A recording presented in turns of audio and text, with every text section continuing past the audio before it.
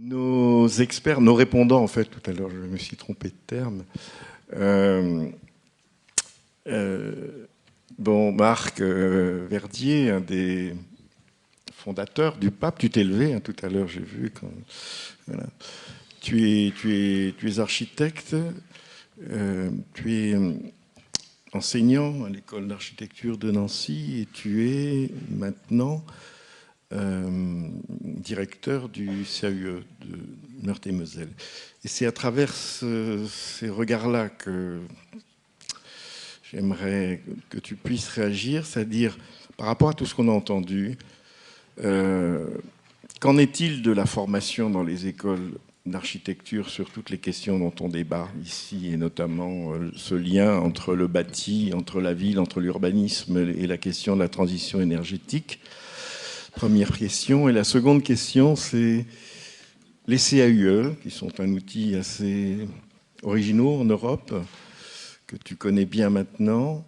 Voilà. Comment ça se passe, cette transmission, et avec les habitants, puisque les conseillers du CAUE reçoivent les habitants en permanence, et sur l'architecture, l'urbanisme, et sur l'énergie maintenant, et auprès des mairies. Voilà. Comment ça se passe et est-ce que ça te permet d'être optimiste pour atteindre certains exemples que nous avons vus aujourd'hui? Optimiste, je ne sais pas, combatif, certainement. Et finalement, je trouve que dans les exemples de la Belgique, du Vorarlberg, mais aussi ici même où nous sommes, et puis le Pays de Ré, tel que M. Nour l'a évoqué, je trouve qu'on retrouve des éléments qui justifient un peu ma position. Alors j'aime à dire que je suis un jeune directeur de CAUE, parce que j'y suis pas plus longtemps. Il y a dans la salle des gens qui sont impliqués dans ces réseaux depuis bien plus longtemps que moi et qui les connaissent certainement encore mieux. Et M. No lui-même d'ailleurs, puisque vous m'avez dit que vous avez été président du CAUE de Loire-Atlantique pendant très longtemps. Ma position, qui est à la fois dans une école d'architecture et à la fois dans un CAUE, me semble reprendre un certain nombre d'éléments qui ont été évoqués, en particulier la notion du temps, par exemple. Moi, je pense que la force d'un CAUE, c'est la permanence sur les territoires. Les CAUE, pour la plupart, en tout cas celui dans lequel j'exerce, existe depuis 1981.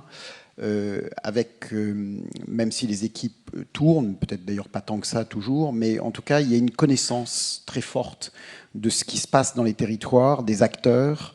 Il y a une connaissance, il y a une confiance, il y a une permanence, et ça nous permet d'abord de garder une indépendance dans ce que l'on dit, parce qu'on a une certaine légitimité, parce que on a la connaissance des acteurs, des valeurs, des projets qui s'y passent, des attentes des élus et souvent des habitants, parce qu'on fait également du conseil aux particuliers. Et ça, on arrive à le mettre en tension, me semble-t-il, avec une autre mission qui est importante dans un CAUE. Moi, j'aime à dire que, pour reprendre un élément du Vorarlberg, alors que Bertrand n'a pas évoqué, mais qui était dans le film que vous avez sans doute beaucoup vu, Nul homme n'est une île, où la personne qui est responsable du bureau des questions du futur du Vorarlberg est interpellée. Et pour moi, il me semble qu'une partie du rôle du CAUE, c'est d'être ce bureau des questions du futur à l'échelle départementale, mais dans un réseau, dans des échanges évidemment beaucoup plus larges que ça, ce qui nous permet de déplacer des questions. Et c'est aussi cette indépendance du Conseil qui est quelque chose d'extrêmement précieux, que par miracle, la loi de 77 a permis en créant ces lieux.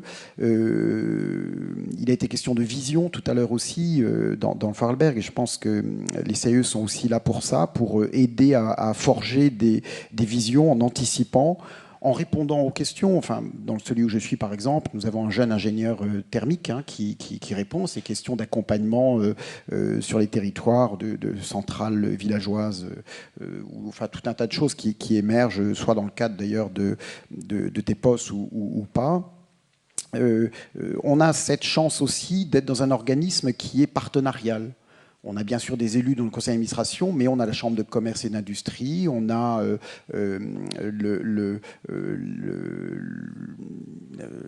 l'éducation nationale, on a enfin, tout un tas d'organismes qui sont aussi présents sur les économies territoriales et sur la façon dont les territoires avancent ou pas. Et donc on peut expérimenter. Je pense qu'un CIE, il est vraiment à l'interface, et c'est une des raisons pour lesquelles le fait que je sois aussi dans une école d'architecture m'intéresse, c'est qu'il est dans cette situation d'interface entre l'expérimentation, qui n'est pas transmissible, et la connaissance qui, elle, l'est. Voilà. Et je pense qu'on est ces transformateurs. Comment on passe de l'expérimentation à la connaissance, et du coup, on peut aller vers des visions. Alors pour après répondre à ta... Donc ce sont des outils précieux, voilà, il faut les défendre, il faut... Voilà. Et sinon, dans une école d'architecture, je pense que les écoles bougent. Il y a 15 jours à Nancy, je vais aller très rapidement parce qu'on m'a fait passer une petite carte de 2 minutes, il y avait une rencontre qui s'appelle ENSA ECO, ça veut dire qu'il y a un réseau d'écoles d'architecture qui se pose la question de la transformation de nos métiers, avec un véritable enjeu. Je ne suis pas persuadé que les écoles, quelles qu'elles soient, écoles d'architecture, mais pas que, l'enseignement supérieur soit complètement en phase avec ce que la transition impose comme nouveau savoir-faire vers les générations qui vont, elles, être les acteurs du +2 ou +3 ou je ne sais pas quoi degrés demain. Et donc les transformations de nos métiers qui va passer plutôt que de rajouter la question du transformer, nos formes urbaines, héritées quand même des 40 ans de catastrophes, d'éparpillement urbain, etc., si on parle d'urbanisme, parce que c'est quand même le sujet ici, et d'habitat. Et donc, les écoles sont en train de réfléchir à cette question de quoi on a besoin dans les écoles pour réinitialiser les méthodes et les objets de formation. Et ça, c'est quelque chose qui est assez dynamique. Et c'est Dominique Gozin-Muller, d'ailleurs, qui connaît très bien le Vorarlberg, qui est architecte et journaliste, que vous connaissez. C'est elle qui était rédactrice en chef de la revue écologique et qui anime un peu ces réseaux-là. Et donc, on est dans cette réinitialisation qui est à la fois celle des territoires, et on l'a bien vu depuis ce matin, mais qui est aussi celle des acteurs et des acteurs de demain. J'ai surtout pas tout dit de ce que je voulais dire, mais c'est normal. Mais tu profiteras des questions pour en rajouter un peu. Merci beaucoup, Marc. Éric Bruat, vous êtes directeur de la Fédération des parcs naturels régionaux. Donc, c'est vrai que les parcs naturels régionaux, en France, ils ont joué un rôle particulier depuis les années 70, si je ne me trompe pas. J'avais fait des stages dans ma jeunesse. Ont été des territoires un peu laboratoires, hein, y compris sur l'intercommunalité, avant qu'elle n'existe. S'y inventer un certain nombre de choses. Vous avez, enfin, dans les parcs, il y a eu un certain nombre de projets qui étaient innovants.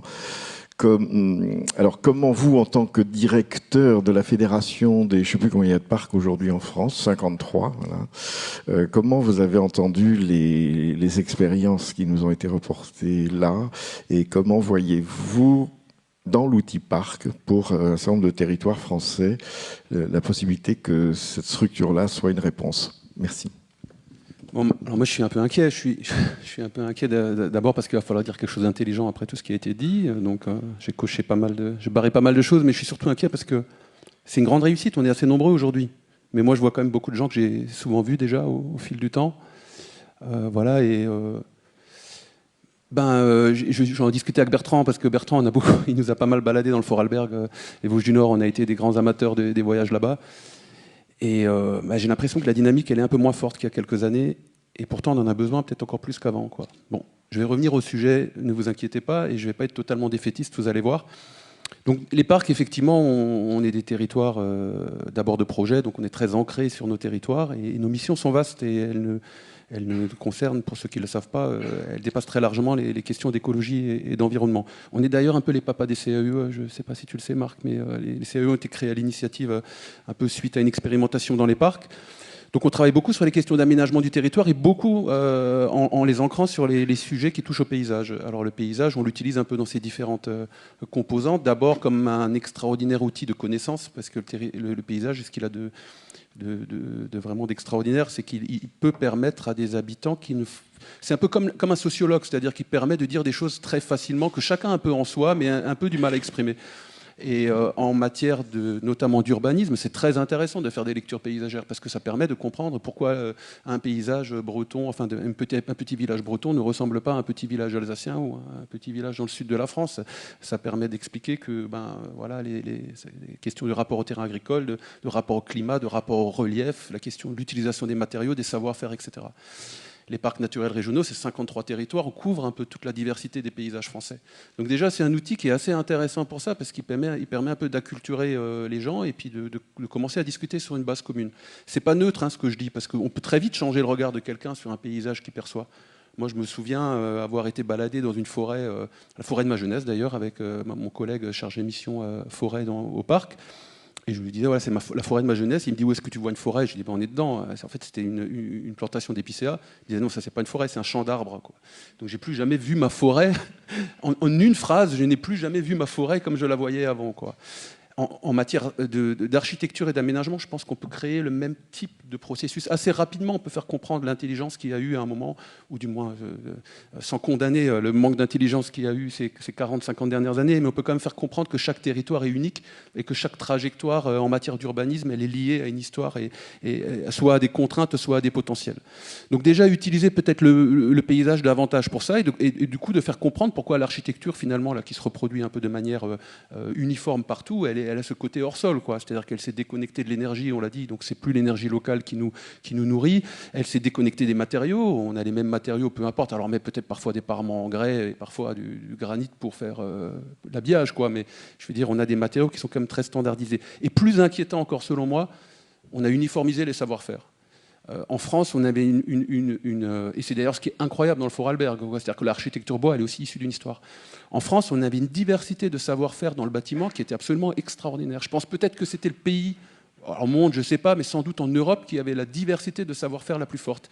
Un sociologue m'a dit, en une génération et demie, on l'a perdu. C'est incroyable d'avoir perdu aussi vite un savoir-faire aussi important.